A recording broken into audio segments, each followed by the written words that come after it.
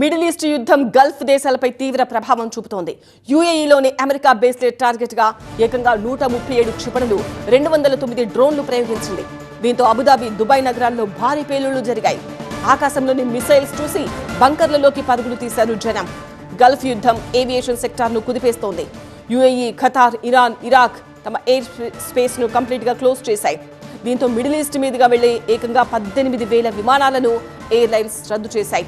Emirates, Qatar Airways, Etihad అన్ని తమ flights ను క్యాన్సిల్ చేయడంతో లక్షలాది మంది ప్రయాణికులు ఎయిర్పోర్ట్స్ లో ఇబ్బందులు పడుతున్నారు.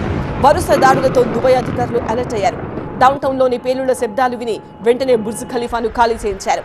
విజిటర్లు, స్టాఫ్ అందరినీ బయటికి పంపేశారు. సేఫ్ ప్లేస్లకు వెళ్లిపోవాలని పబ్లిక్ కు సూచించారు. ఇరాన్ క్షిపణుల దాడులతో యుఏఈ ప్రభుత్వం కఠిన చర్యలు తీసుకుంటోంది. పబ్లిక్ సేఫ్టీ కోసం కీలక ఆదేశాలు జారీ చేసింది. స్కూల్స్, కాలేజీలు ఆన్లైన్ క్లాసులు చెప్పాలని ఆదేశించింది.